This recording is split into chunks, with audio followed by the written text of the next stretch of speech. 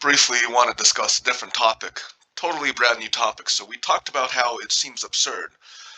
You have these really smart people, like regular, normal people, and like the Sierra Nevada family. They go missing. The whole family's dead. Child, man, wife, and the dog. It's just very tragic. So these absurd circumstances, where people are ill prepared.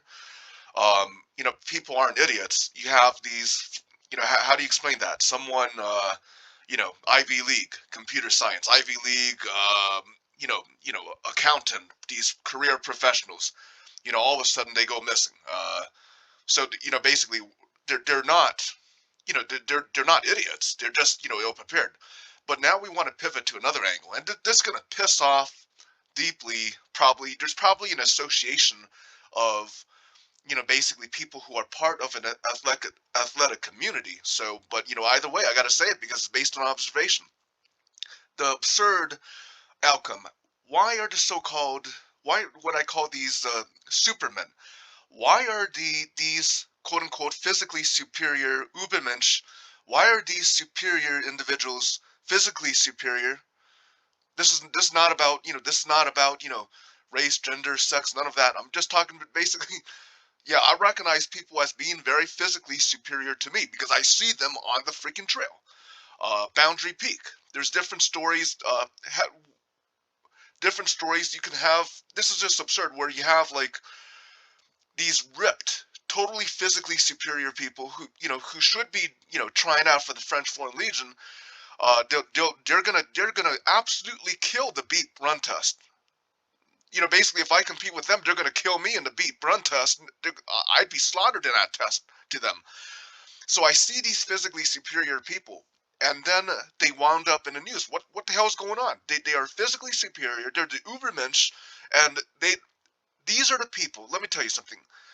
I'm carrying 7 liters of water, 6 liters of water. These are the people who are just going plowing past me. They're coming down from the peak, and I'm still 25% of the way going up. So Boundary, not Boundary Peak, but there was another one, Wheeler Peak. I saw like this ripped Spanish dude. He had tight shorts, very tight shorts, but loose, so he can be kind of athletic.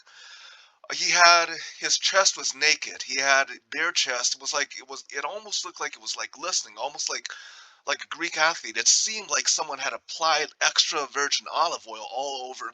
The muscles are well defined. He doesn't have male breast. I have two breasts, but they're breasts made from fat, probably by eating too much uh,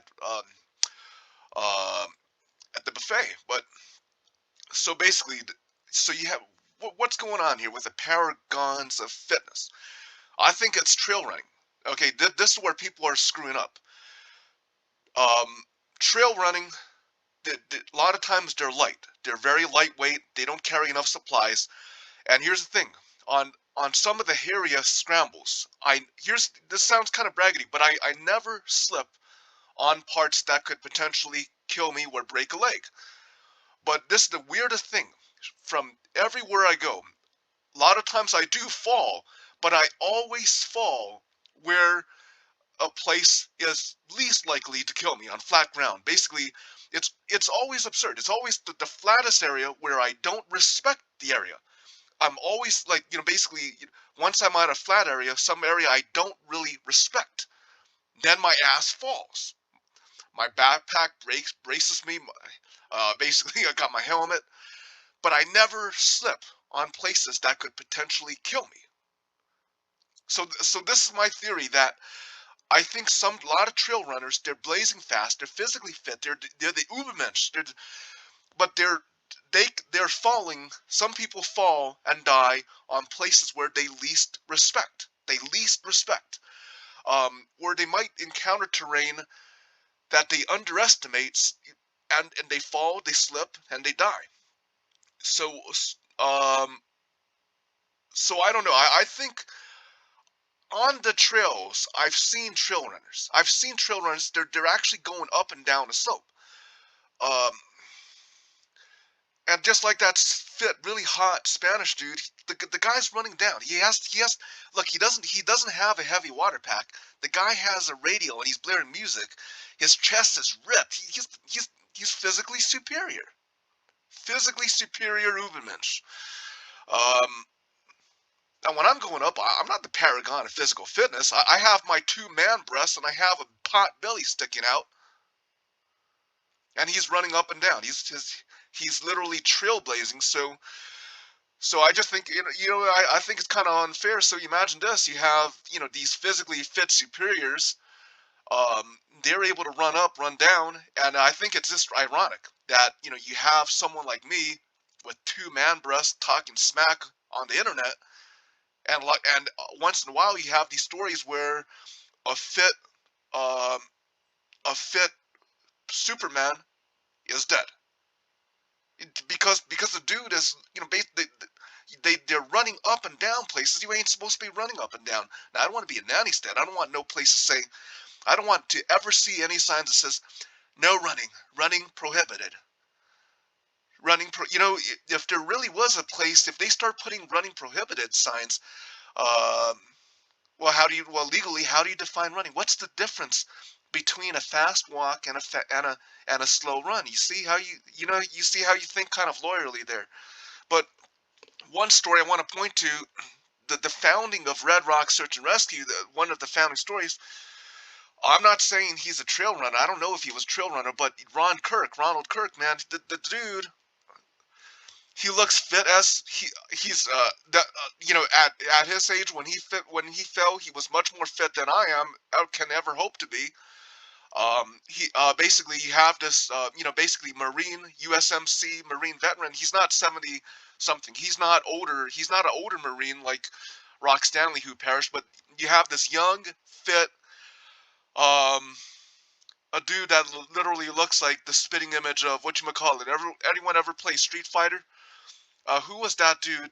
The soldier, the all-American soldier. Street Fighter 2 was like, damn, it's too long. But basically, this guy's the paragon of a physically superior, at least physically superior to me, for sure.